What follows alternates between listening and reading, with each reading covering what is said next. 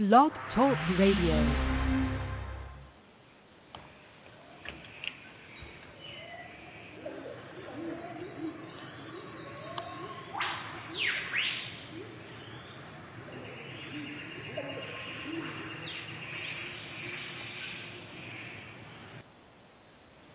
Hello, everyone. I'd like to welcome all of you back to Ohio Exopolitics.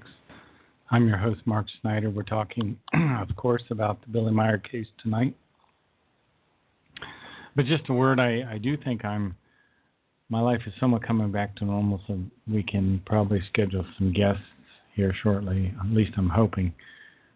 Edward Albert Meier is a 80-year-old man who lives in Switzerland, in northern Switzerland, in a tiny mountain village called Hinterschmidruti, which is about 45 minutes to an hour east of Zurich, nestled in the mountains and the pine forest there in northern Switzerland. Billy's quite an author. He's written over 40 books. I've heard it said he's written over 50, in fact. He has written 2,000 contact reports and hundreds of other bulletins. He's quite a prolific writer. His life has been very unusual. If you go back to when he was 6 months old, he was growing up in even farther north in Switzerland, an area called Bulak, near a town called Niederflachs. And when he was 6 months old, he was in a coma from a very bad pneumonia, and he was near death. The doctors thought he wouldn't make it through the evening, and something happened very amazing. A extraterrestrial man by the name of Sfath used some kind of technical device to heal Billy. So Billy didn't pass away, and it's a good thing too, because the world would have certainly missed him a great deal. He, at about 5 years old or so, he started getting telepathic messages from this man named Sfath, and he was told to go out near his home into the forest and wait for Sfath to come. Sfath was an extraterrestrial human being who was from a race of extraterrestrials that live some 80 light years beyond our Pleiades in a different space-time configuration. In any case, Sfath landed his ship near the site that Billy was told to go, but he didn't meet Billy that time. He didn't come out of the ship. Instead, the ship sat there for a while and then left, and so young Edward wouldn't get to meet Sfath until about, I think it was a couple years later, that the strange silvery pear-shaped craft came down to the ground again, landed, outstepped Sfath in his diver suit, and Billy was lifted up as if by ghostly hands into the ship, and the two went up some 71 meters in the air. And Sfath started to teach Billy. He was going to be Billy's mentor for the next 11 years. And he told Billy first about his previous lives, that he had been the people that we call today Enoch, Elijah, Isaiah, Jeremiah, Emmanuel, and Muhammad, and that in each one of these lifetimes, when he was a prophet and a teacher, he taught the creational natural laws, the laws of the universe, and related spiritual teachings. Now, Sfath and his people were aware that Billy's spirit form had been incarnating on the earth for the past 13,000 years. So they had the technology to track spirit forms. What they didn't realize at the time is that Edward Albert Meier's spirit form was extremely ancient, and that he had not only lived lives on the earth, but he had lived in other galaxies stretching many, many billions of years back. In fact, they would later learn that Billy, his spiritual consciousness had incarnated as their spiritual teacher, and a man called Nocodamian. So Sfath, who was Billy's mentor,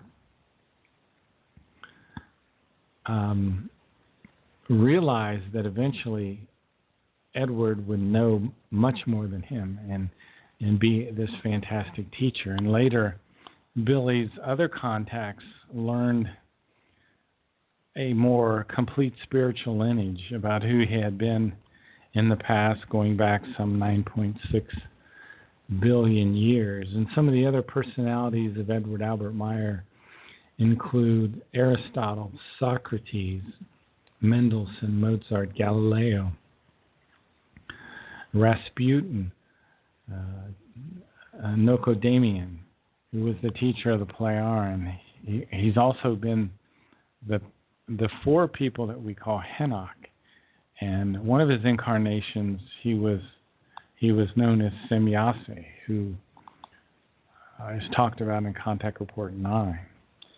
So Edward Albert Meier's spiritual consciousness is very ancient, and Sfath, this extraterrestrial man of nearly 1,000 years old, had come to the earth to ensure that this young boy would get a proper upbringing and a proper education so that his mission on this earth would be successful. His mission to teach the spiritual teachings again, to teach the creational natural laws, which we'll talk about again tonight. In any case, Sfath told Billy that he would have a difficult life. He was told to stay in the background, that other people would come forward to tell his story. He was told about his wife leaving him. He was told he would lose his left arm. He was told many things. He was told people would try to kill him. There would be many attempts on his life. But he knew also that he would be having access and to great, incredible amounts of information. So he did accept this mission during this lifetime. He had the option to turn against it and to not do it. But for our sakes, I'm glad he did. So Sfath met with Billy for the next 11 years. 1 year he met with Billy well over 100 times. Billy missed many days at school. His father would punish him very severely, and Billy sometimes could neither sit nor stand after these punishments. But the punishment was effective in helped build Billy's perseverance and his character, because Billy would have to endure many challenges and many different difficult things in his life over the years. Billy was told about the coming time, which is called the third millennium. He was told that the United States would drop atomic bombs on Hiroshima and Nagasaki.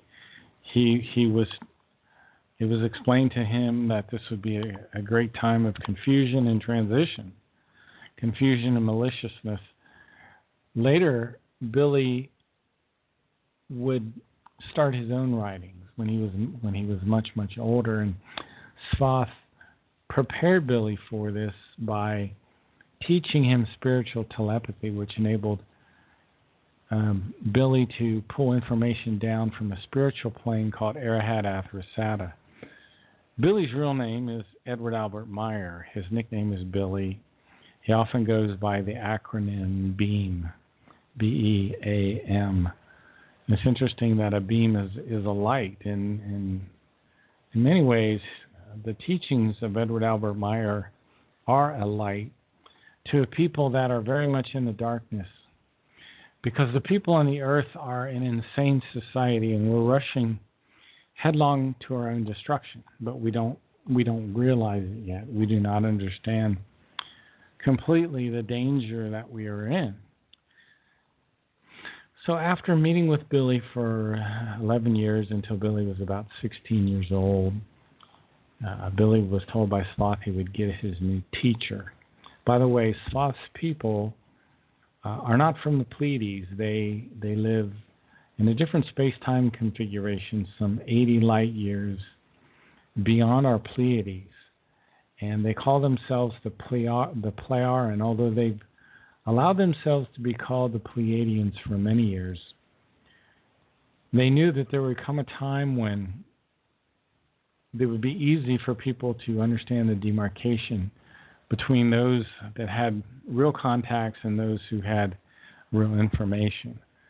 And the real information is related to these people called the Pleiaren. And they have told us that their forefathers are our forefathers.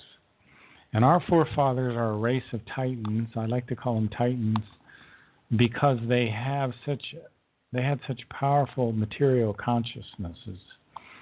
These people were from Lyra Vega and Illyrians, and they learned the powers of the human spirit and the ability of the human spirit to do amazing things like teleportation, telekinesis, amazing things to affect physical reality with your thoughts.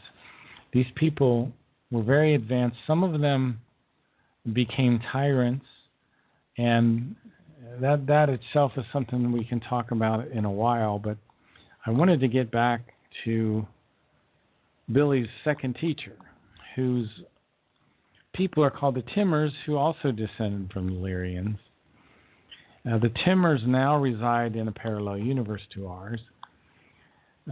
We have a universe that was created 46 trillion years ago, and a sister universe was created called the Tao universe. And the Timmers are from the Tao universe now. They originally came out of the Milky Way galaxy. They were descendants of the Illyrians.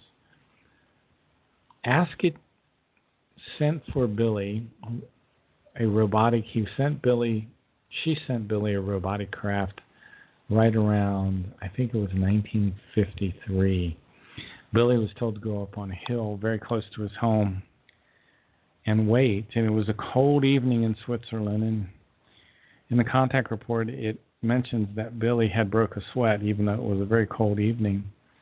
And Billy went up on top of a hill where he often sat and meditated and thought about things and considered various things going on in the world. And then he noticed this craft coming down. It was getting close to night. And there was a very strange craft with a strange kind of tripod, circular structure on the bottom of the craft. And it landed nearby, and the hatch opened, and Billy could see there was no one in there and just a seat.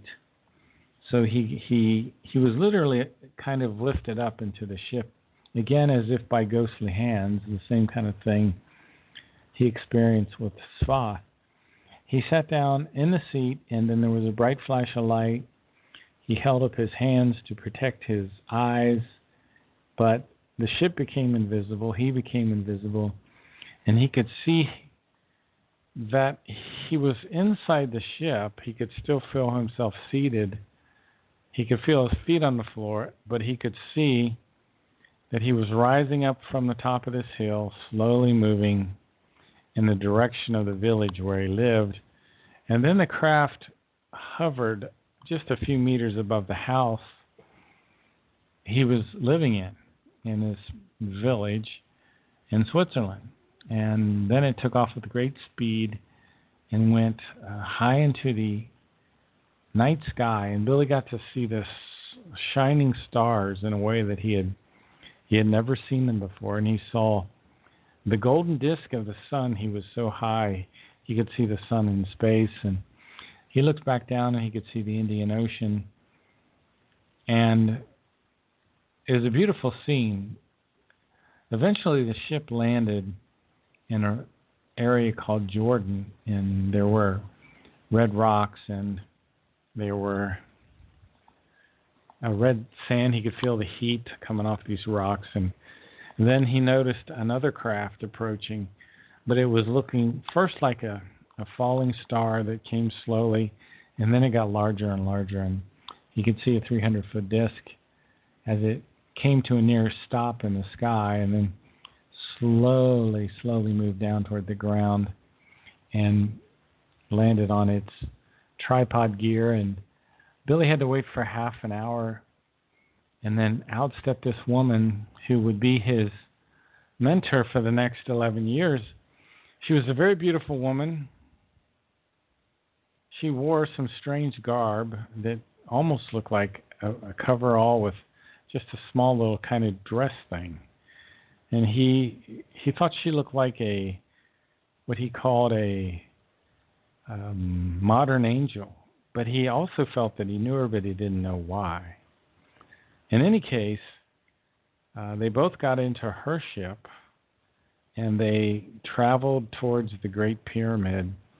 Asket's ship was cloaked. It landed near what Billy calls the strange statue of the animal human. He refers to it something like that, the Sphinx. Her ship was cloaked. Billy and her got out. She put these devices on them which made them invisible except to each other. And Billy played some pranks on some Bedouin women, some women there that were staying in tents. Billy stole some kisses from them, and it's really a bit of a side story. It doesn't really have much to do with this particular adventure that he's on. But Asket and him walk over to the Giza Plateau, and there is a entrance into these old cubicle constructions. It goes down underground for many, many thousands of feet. These cubicle constructions are some 73,000 years old, and they travel for some quite of a long time in this very, very dark tunnel-like thing far underground until they come to what looks like a wall with a gigantic granite stone that they call an ashlar. And then using some kind of technology, Asket literally dissolves this gigantic stone. Then they continue to walk, and the stone reforms behind them. And Billy can see this gigantic hallway where the light seems to come from everywhere and yet nowhere. He also notices a very large ancient spacecraft, smaller craft, strangely dressed guards, and then there's kind of a platform to his right. On that platform he sees a cross. He sees a crown of thorns, blood-encrusted nails, and a leather pouch with what look like very valuable stones in it. And he's very kind of shocked by all this. He has a kind of a Protestant background, and he isn't sure what to make of this. And Asket and him leave, and they retrace their path through the tunnel system and back up to the surface. And Billy and Asket then talk for the longest time. And she tells him that there was a splinter group, a renegade group, kind of a criminal/terrorist group that split off from Sfath people, the Plejaren, and they kind of organized themselves in an attempt to control the people of the earth using religion and other related technology. They eventually ended up far below the Great Pyramid, but they can be traced all the way back, their lineage, to a guy named Eris the Barbarian, who got the Great War started between Atlantis and Lemuria. His descendant, Eris the 11th, I think returned to the earth after the Great Cataclysm. The cataclysm that I'm referring to occurred 11,500 years ago, when people from the city of Mu brought an asteroid from the asteroid belt and used it as a weapon against the people of Atlantis and nearly destroyed the earth. They knocked the earth off its axis, about just killed every living thing on the earth, and through what little civilization survived back to the Stone Age, that left the people of the earth very vulnerable. And then people came here, and I believe they came from Beta Centauri. And there was, I believe the lineage goes something like, there was a man named Eris the 11th who had a son, Jehovan, who had a son named Jehave. And then Jehave, I believe, had a son named Erisame. Erisame was the one that went underground. And he formed his group there called the Giza Intelligences. Now, typically, the son would kill the father. They were very brutal. They also demanded worship from the people of Earth, who were just, again, they forgot who they were. They lost their technology. They were barely surviving. They were extremely vulnerable. And they were manipulated by these extraterrestrials, starting with Erisame. Now, Erisame, interestingly, was the beginning of this whole group officially. These people were here, according to Meier information, until the middle 1970s. But another very well-known person from this Giza Intelligences, according to Meier information, and I know this is very offensive to some people, but the person called Jehovah from the Old Testament was, according to Meier information, was not the creator of the universe. He was one of these extraterrestrials that was using religion to try to control the people of the earth. And he did quite a good job. He was called God by the Hebrons, the Hebrons, as the Meier information calls them. Jehovah was also known as Hen, or the Cruel One. He destroyed Sodom and Gomorrah, not with mystical God powers, but with nuclear weapons. And in conjunction with that, there was a meteor and an earthquake in the destruction of Sodom and Gomorrah. Now, the other noteworthy thing that happened with the Giza Intelligences occurred probably during the lifetime of Kamagal II, who was also one of these leaders. After Jehovah took power away from, I believe it was Erisame,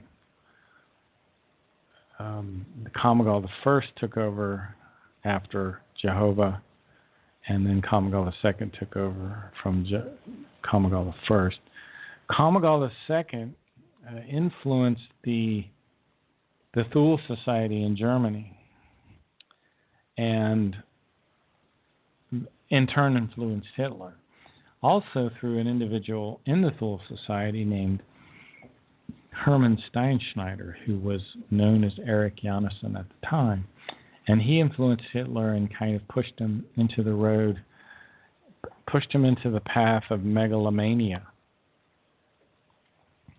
Otherwise, Hitler would have been a very beneficial leader to the earth. In fact, he was impulsed by the Plejaren themselves. They impulsed Hitler to be a very good leader for the people of the earth. However, these Giza Intelligences eventually pushed Hitler into megalomania, and then we know what happened in World War II.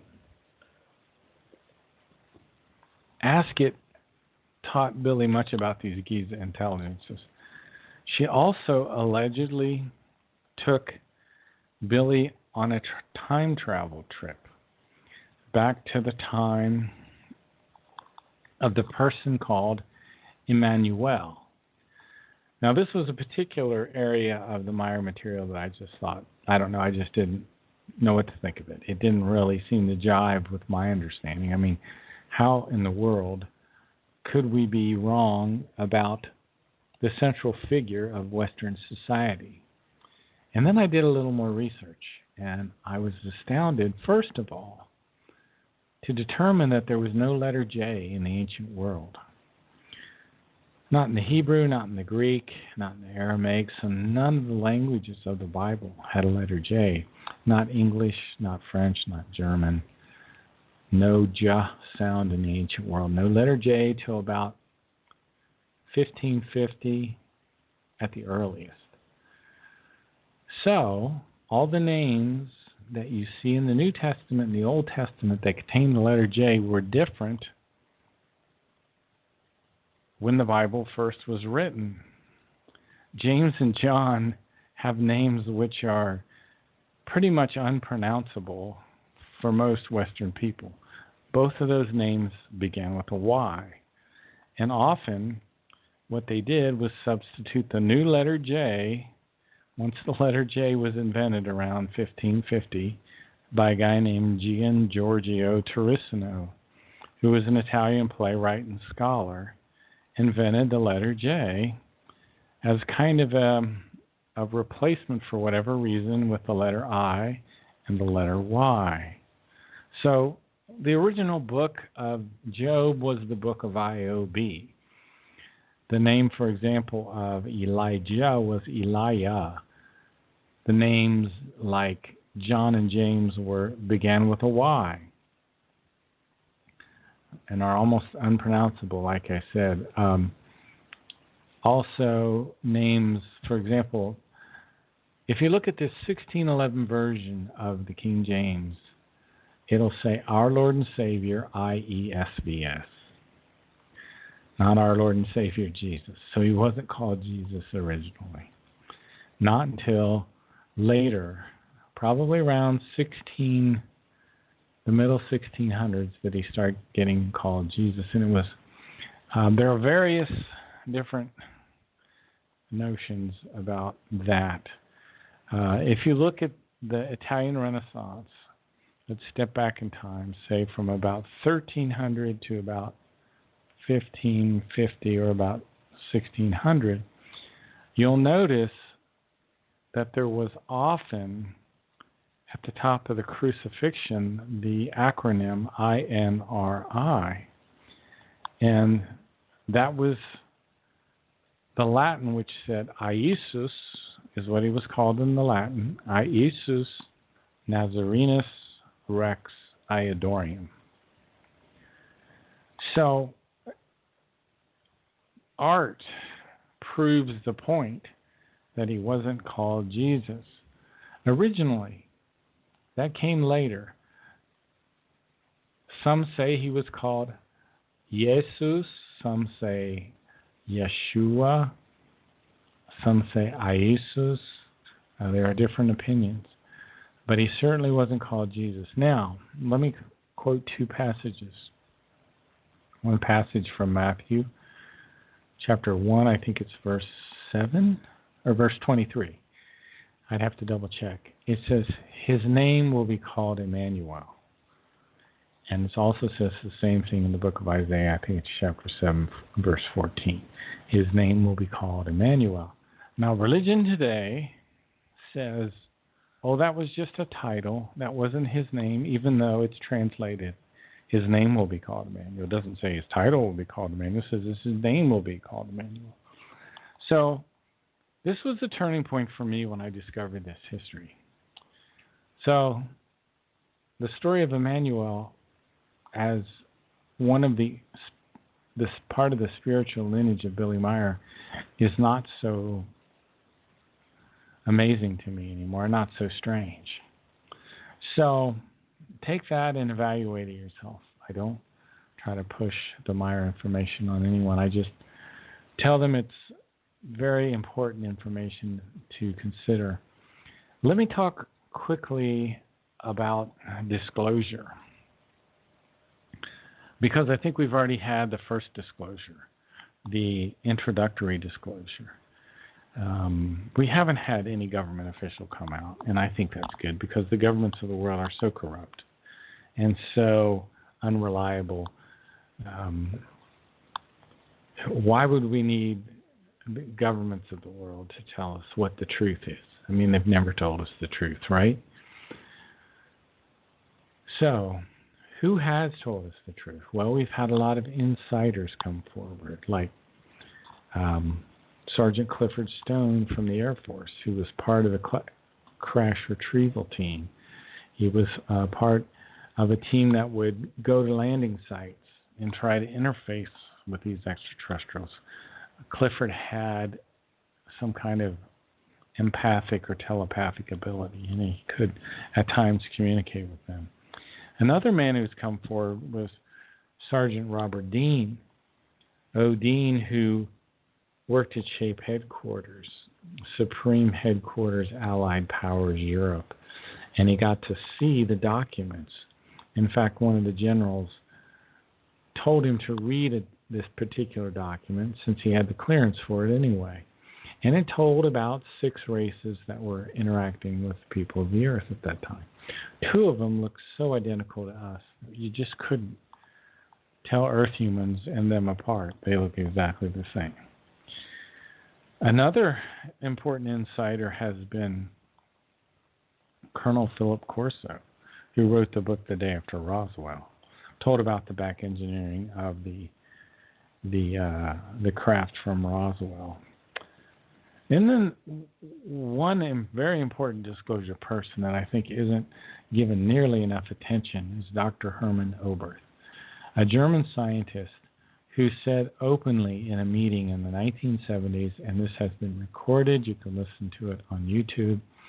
Dr. Hermann Oberth said, "The people of Germany cannot take credit for their technological advances alone because they had been helped by people of other worlds." And then he went on to talk about gravity and how these ships somehow had conquered gravity. And he talked about cylindrical-shaped ships and disc-shaped ships. And I think is one of the important aspects of disclosure. And then, of course, Colonel Wendell Stevens, who wrote a couple books on the Meier case and who did the original investigation of the Meier case and all the gathering of other information about other contactees like Stefan Donardo and others. And Colonel Donald Ware I've had on the show. The list goes on and on and on. Many of them. So we've already had disclosure, folks. We don't need some corrupt, incompetent government official to come and tell us what we should think. We shouldn't be dependent thinkers anymore. Dependent thinkers need mom and dad to tell them what to think. And that's the unfortunate problem that we have, and the unfortunate place that we still are, like children, looking to our authority figures to tell us what the truth is, despite all the information that's already out there. We need to be able to think for ourselves. We need to be independent thinkers. And it's one of the important things that the Meier information teaches us is not to be submissive and not to be dependent thinkers. Our thoughts have tremendous power. And Billy has dedicated a whole book to this concept. It's called The Might of the Thoughts. You are the master of your own destiny. The circumstances of your life come from your thoughts. Good thoughts lead to good feelings. Good feelings lead to good habits. Good habits lead to good circumstances in your life. Let me read something here that's said in The Might of Thoughts. The weak human being can never be helped if he/she does not allow him or herself to be helped and does not want to recognize and accept the truth of the might of the thoughts. Thus, stronger or even very strong human beings are, in fact, only able to help a weaker human being when the human being grasps the helping hand stretched out to him. Yet it is not done with that alone, because truthfully, the weak one must become strong himself, herself, and pull himself up in order to make a positive step, so that improvement and strength which maneuver him or her out of her misery and can take hold of him or her. The might of our thoughts are incredible, and the Meier spiritual teachings are about us learning the might of our own thoughts. Every human who does not overcome his weaknesses and free himself from his unproductive thoughts will remain wretched, weak, and miserable. Every human attracts and brings into fruition that which he secretly or overtly desires and wants. Your thoughts bring reality into your life. The improvement in strength must be developed as a result of one's own efforts. We are responsible for our own lives. We are responsible for the circumstances of our life. And we create a lot of circumstances in our life and we don't realize we're doing it. So it's so important to evaluate our life. So Billy met with Sfath for 11 years. He met with Asket for 11 years. Then he had 11 years of no contacts. During that time, he married a Greek woman named Calliope. He moved back to Switzerland. And he did a lot of studying on his own.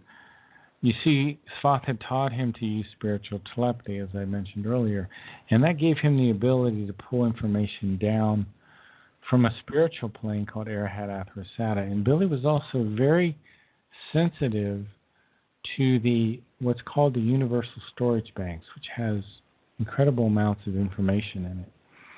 So he was amassing tremendous amounts of information and starting to write some of this information down. When Billy, I believe, was about 38 years old, roughly in the middle of 1970s, I'm guesstimating a little bit here, he got his first telepathic messages from another Plejaren woman named Semjase, who would land her beam ship in clearings near the wooded areas in Switzerland, and Billy would come to the landing site with his moped, and they would both sit down, often under trees, and she would give him these incredible bits of information, either about the spiritual teachings or about Earth history or about mundane things every once in a while, but mostly about very fascinating topics.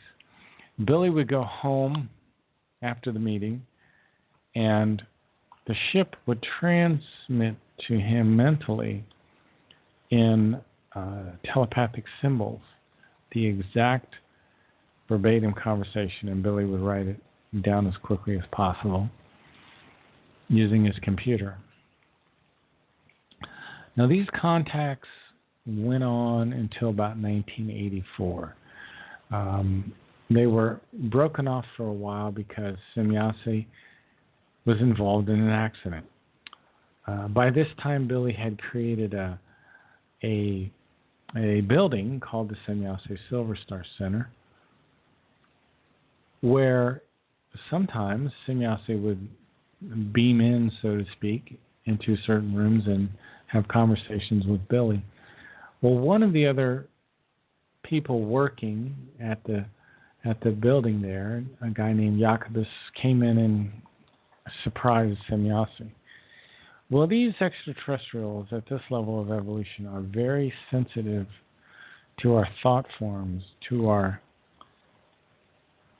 thought vibrations, and our thought vibrations are very, very damaging to them and unhealthy because we're at a very young stage, and our thoughts still have great might, but they're not neutral positive, they're not healthy, they're not good. And these very advanced extraterrestrials read thoughts, they feel thoughts, and it throws their whole system off to be around an Earth human because our evolvement is so low.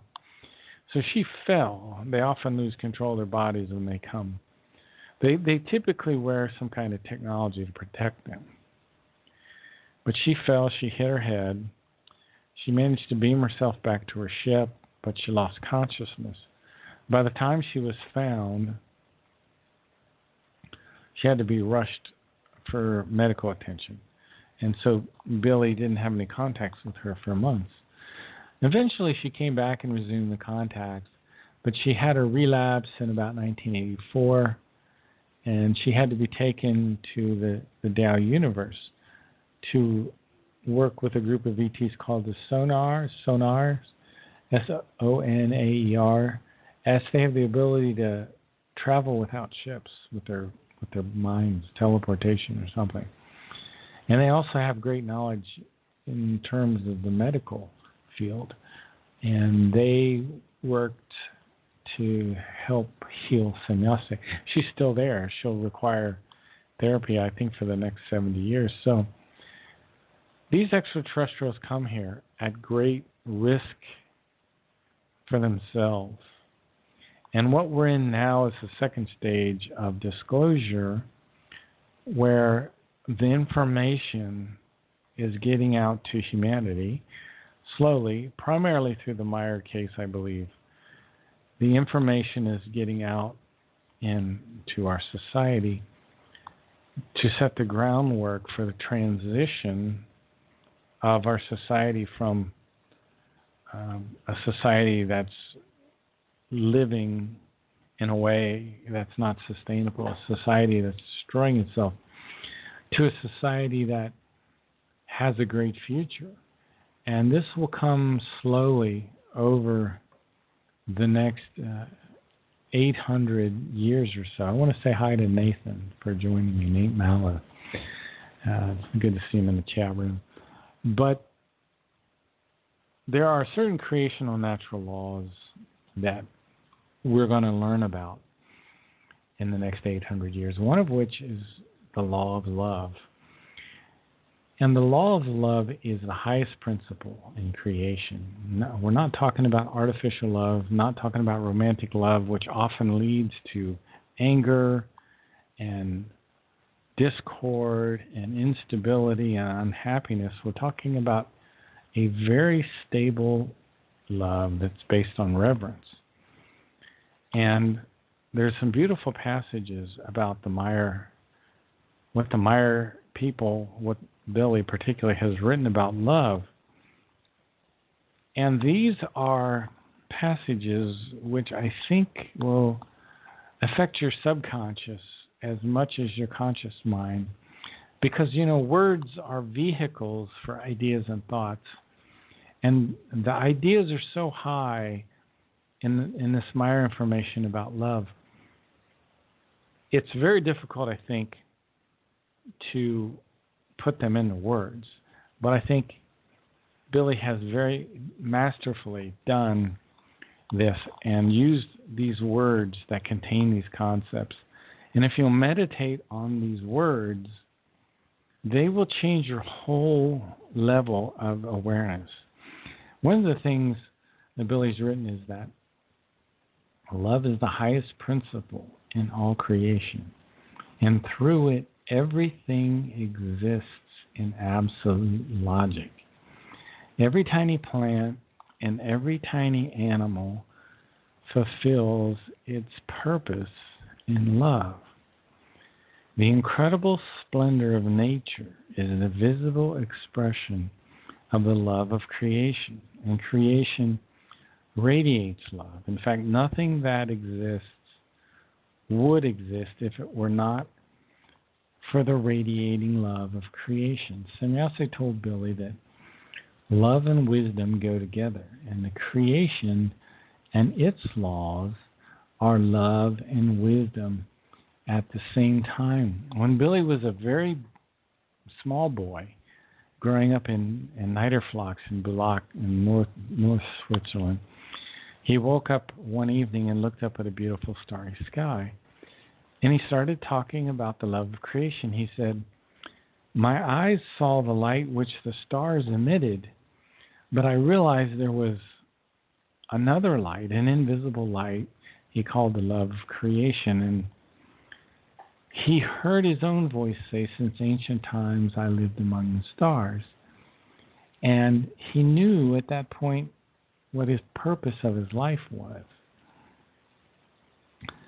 There's another passage in the Goblet of Truth that's entitled, "What the Truth Knows to Say." And it, to me, talks about this whole idea of the creation and its love, but in slightly different terms. It says rivers, stones, plants, bushes, trees, everything that crawls and flies on the earth is a life form with a spirit form. And these beings are on a journey through time which involves many, many lifetimes. And these creatures are aware of each other, and they're connected by psychic swinging waves, some of the earlier translations say. So if you look at the birds and they turn on a dime as a single entity, these are because they're all connected. And one of the things that we have to learn is that we as creation are all connected in a way that we will start to understand more in the future. But love is the highest principle. We're talking about an effective love, not an affective or romantic love. And this is the highest principle in creation. This will raise your consciousness, awareness higher than anything. But it's a difficult thing to put into words because the ideas are greater than the words. For example, creation, the universal consciousness, is more like the water of the ocean or the clouds in the sky or the rocks in the mountains. It has no personality, yet it has an incredible love. It literally radiates love. And as you grow spiritually, you will develop in your spiritual consciousness something called empfinding, which will be a fine, sensitive feeling which will start to pick up on that radiating love of creation. So we are in the second stage of disclosure, which is the raising of the level of humanity, the level of our awareness, which is going to increase our awareness. More than anything, what's going to help you in your daily life is the information that I've talked about in a book. It's called The Might of Thoughts. And as I'm running out of time here, one things I wanted to bring up is you have an inner nature. The real you is called the inner nature. It's your innermost creational nature. It threatens the artificial or false you, the temporary personality that opposes a lot of times your spiritual growth, because you have an artificial I, let's call it that for lack of a better word, that knows it's threatened by the inner I. Let me read this passage from the Meier thoughts. To build up one's own inner nature in line with the creation nature, and to do it progressively as well as neutral, positive, equalized, and to in fact also then to know this nature and live true to its constitution actually means living.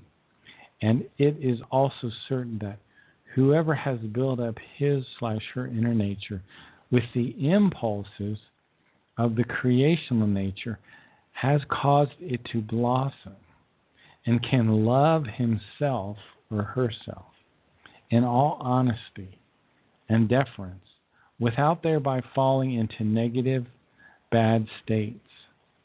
But connected with it is knowing oneself. Consequently, the effective facts of the newly formed and creationally directed inner nature must therefore be recognized and accepted before a practical and respectable love can come about for it. So you have a true inner nature. It's the real you, and that's related to your spirit form. Everyone has within them a tiny fragment of the universal consciousness. It's not actually a fragment, but operationally you can think of it as a fragment of the universal consciousness. It comes into the body of a child 21 days after the sperm fertilizes the egg, and it sends the spiritual energy throughout the body. It causes the heart to beat, and it causes the consciousness to think. It brings in with it from the spiritual realm the consciousness. What I'm talking about is the material consciousness. Your material consciousness is actually created in the spirit realm. And one thing that's programmed into your subconscious is the last level of spiritual evolvement that you were at. So all of the evolutive values that you achieved in your previous life, like love and wisdom and honesty and fairness and logic and discernment, all of those are programmed into the subconscious. So your previous level of evolution is stored in your subconscious. So the new consciousness, particularly the conscious mind, as it grows up again, it's a child, remember, will be impulsed from the subconscious. And slowly, the conscious mind starts to recognize these impulses and learns to trust them and starts to follow them more and more and more as he gets older. And he starts to advance in his evolution because he's trusting these inner impulses that he's getting. And these inner impulses sometimes will go very contrary to civilization. Civilization is giving us false information and false impulses all the time. Particularly, I believe, my personal opinion, is if you're exposed in a highly overpopulated area, you're getting impulses all the time which are bombarding your consciousness with things that are generally unhealthy, thoughts that are not, I want to say not your own, but I guess we have to have responsibility. So you need to focus on the information in the Meier teachings, like everyone does, in order to kind of remain separated. Let me read this, what it says here. However, if the human being remains separated, in this case, what happens is, if you're influenced by the civilization today, you will be separated from your inner self, from your inner nature. However, if the human remains separated from himself or herself by disregarding his inner nature and not forming it such that it conforms to the creational laws and recommendations, then he or she separates himself, so to speak, from his own life, because as a result of not developing himself or herself higher, he and she distances himself from real life. That is to say, from his own real self, which is embodied by the inner nature and from which the factor of the actual personality comes forth. And if by means of his or her own will the human being lives apart from his/her real self, apart from the actual inner nature, which the human being must himself or herself develop creationally, then in fact one cannot say that in the case the inner self can be positively given full expression. Because with this self one is truthfully dealing. Okay, there's two selves. There's the real inner nature that's influenced by the spirit, and then there's a fake self. Let me say it right here. I'll read it. Is truthfully only dealing with a fake self or an ersatz self. I guess that's a German term, which the human being himself or herself is responsible for acquiring, and which is only imprinted according to that which is short-lived, not idealized, ideas created and expressed, which also cannot be realized. The unnatural state which works against the creational natural impulses and laws no human being can be satisfied in the long term. So, if you listen to the impulses from your spirit form, you will develop your real self. If you do not pay attention to the impulses coming from your spiritual consciousness, you will develop this fake self. The fake self, in the long term, becomes unsatisfied and gets out of alignment in some form, which naturally brings him or her inequity and harm. So many people that damage themselves are doing so because they're not under the influence of their real inner nature. They're being pushed by this fake self, that the human being then no longer even likes himself. So people go into this self-loathing. And an unavoidable consequence, however, this not liking oneself anymore does not concern the material body, rather it concerns the self-created, unnatural inner nature, that is, so to say, the inner self. This is on page 290 of my version of the Might of Thoughts. Once the human being goes into his innermost creational self and forms his inner nature, his or her actual self, and thereby also his or her effective personality according to the impulses of his or her innermost self and striving urge. You see, we're getting these urges for striving. You know, when we talk about striving is like a second creational natural law. This impulse to evolve is very, very important. It's related to your happiness. Without striving, there's no sense of life. There's no happiness. So this striving urge, then he or she becomes a human being who is really living according to the creation. And he or she becomes one with the creational power, which he or she can then utilize because he or she is able to create it himself.